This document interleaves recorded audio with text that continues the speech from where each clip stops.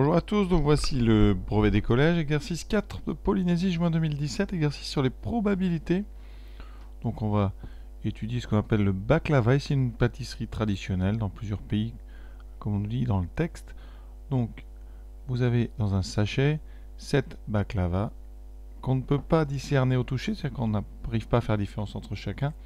Et sur chacun d'entre eux, eh bien, vous avez une lettre du mot justement baklava. Et donc vous avez ici 7 petits ronds dans lequel on met la lettre qui symbolise les 7 petits baklava que vous avez dans le sachet. Et on va tirer au hasard un gâteau et on regarde la lettre. Première question, quelles sont les issues de cette expérience? Ce qui est important quand on fait ce genre de questions ici, quelles sont les issues, c'est bien de regarder l'expérience. Donc l'expérience, c'est de tirer au hasard un gâteau et de regarder la lettre. Donc, qu'est-ce que vous avez comme lettre possible? Il y a en tout 7 lettres, dont 3A, donc vous avez 5 lettres différentes. Donc il y a 5 issues. Ça veut dire que si vous devez écrire le résultat de cette expérience, ça sera une lettre parmi les lettres. Ici, donc B, A, K, L. Alors on ne répète pas deux fois le A, puisqu'on ne peut pas discerner les différents A. Et donc V. Cet ensemble s'appelle l'univers de l'expérience. Et par contre, contrairement à d'habitude, il n'y a pas équiprobabilité. Vous avez plus de chances d'avoir le A que les autres lettres, puisque vous avez 3 A. Donc on va faire attention justement à la question suivante. Question donc suivante. Déterminer deux probabilités suivantes. La lettre tirée est un L. Alors probabilité de tirer un L. Alors attention, on ne va pas faire ici une chance sur 5.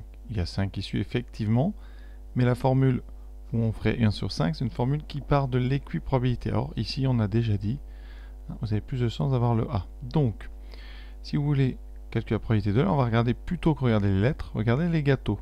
Vous avez 7 gâteaux qui ont tous la même probabilité d'être choisis. Et donc vous avez équiprobabilité non pas dans la lettre inscrite, mais dans le choix du gâteau. Ça veut dire qu'ici, vous avez donc un seul gâteau qui porte la lettre L sur les 7 gâteaux. Donc vous avez une chance sur 7 d'avoir un L. Pour la question B, c'est exactement la même chose qu'on va faire. La lettre tirée n'est pas un A, donc eh bien, vous allez regarder. Donc pas un A. Vous avez 7 gâteaux, dont 3 qui sont avec la lettre A. Donc vous avez 4 qui n'ont pas la lettre A. Donc vous aurez 4 sur le nombre de gâteaux total, 4 sur 7. Encore une fois, on ne fait pas 4 sur 5, parce que ici, quand on parle de nos issues, avec la lettre, il n'y a pas équiprobabilité. Donc on est obligé de revenir sur une situation ici d'équiprobabilité avec les gâteaux.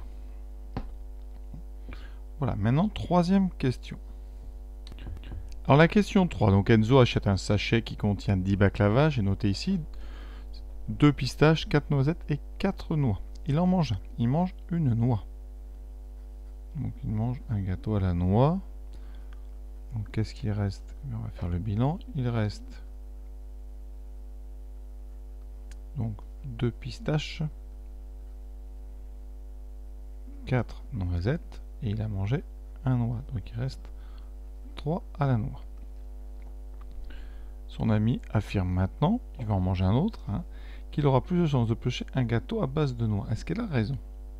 Alors évidemment, elle a tort. Pourquoi? Parce qu'il reste plus de noisettes que de noix.